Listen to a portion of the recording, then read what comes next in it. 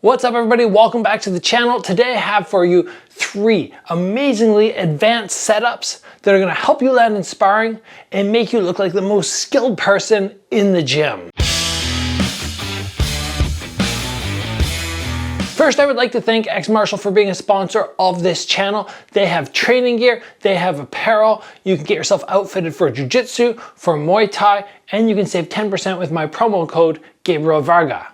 Now, the very first technique that I want to show you today is a front kick into a round kick, both off the lead leg. And you might go, well, that's pretty simple, but it's actually all the small details which are going to make this far more advanced. So what do we do very often when we throw our lead leg front kick?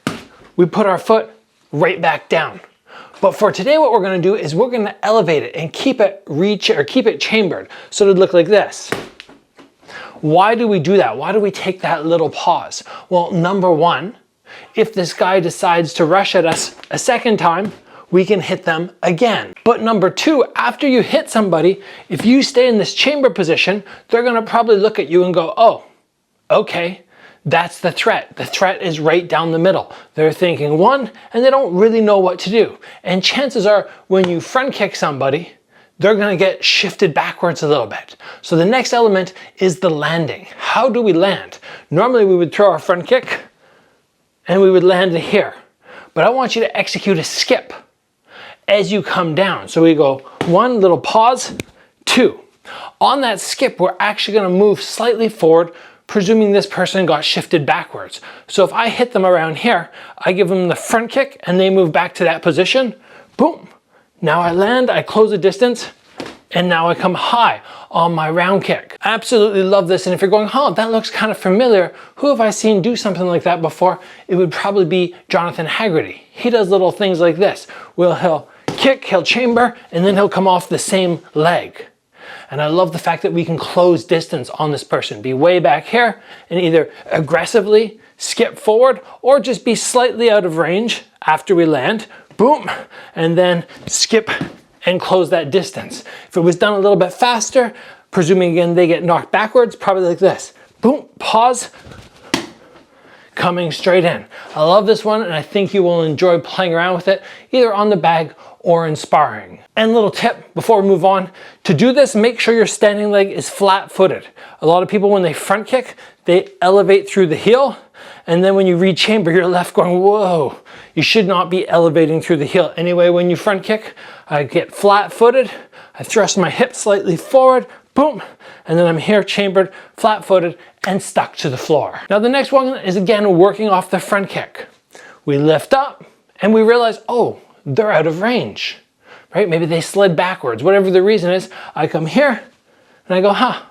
So I could put it right back down, or I could hop forward. Now when I hop forward, if they happen to stay in place, sure, I could give them a little teep, but I like it more as a setup. They see the front kick in the air, they see the chamber, you hop at them, they're thinking front kick. And then from there you decide, oh, what do I want to do? Do I want to follow up with a long range shot with a little jump, or do a big jump forward and do a short range shot, like an elbow? So if I was here and I'm going, okay, I can't quite reach, oh, boom.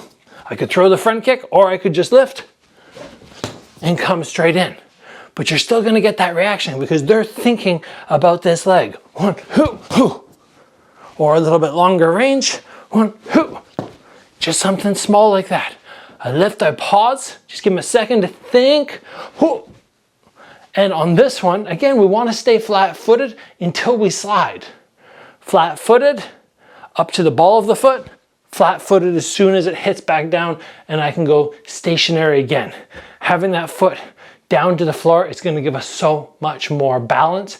And when you go to elevate on your slide, your heel only needs to come up just a fraction of an inch. You don't have to elevate like a roundhouse kick. And for anybody who's liking my YouTube videos, who wants to learn more, who wants to up their striking skills, right now we have a bundle deal. You can grab my offense course, where we focus on how I land shots, and my takedown course, both just for $99. Link down below to Strike Ready Combat Bundle. The final one that I want to talk about today is attacking with a round kick where you can land. Let's say numerous times you've gone, boom, you're landing it.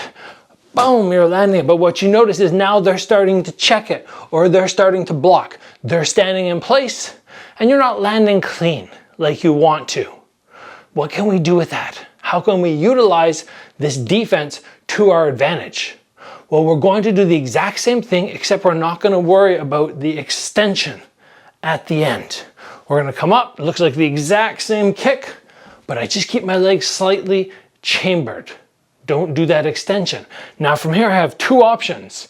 Either number one, I use that momentum to come around into something spinning, or I come to my side kick. That one works very well because a lot of times people, when they're here, they're so open down the middle. So I just give them that little fake. Again, not going way far away. I don't want to be going out here where I can extend my leg, because that means it's going to be harder for me to reach them. I can still do it, but it's going to be much harder. I want to be close enough that I can hit the target. I just don't worry about the extension of the leg. Boom.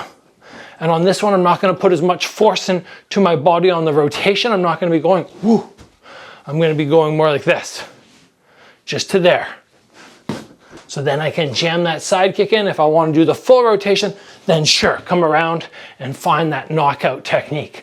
Those spinning techniques where you have rotation into whatever you're throwing are so powerful. You have to be very careful with them if you try to play around with this in sparring.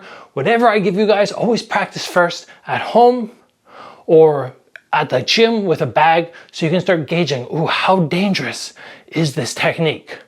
Of everything I gave you today, most dangerous is going to be something like this. The second most dangerous is going to be this one, where we throw our front kick, we come down into there because there's a good chance their head's going to be open. And the least dangerous one, I think, because it's off hands, and hands in my experience are much easier to control, is going to be the second one, where we lift for the front kick, we do a little step, and then we land. So just understand risk versus reward, how dangerous this is for your sparring partner, and keep everybody safe. That's all, guys. Thanks for joining. I'll see you back here soon.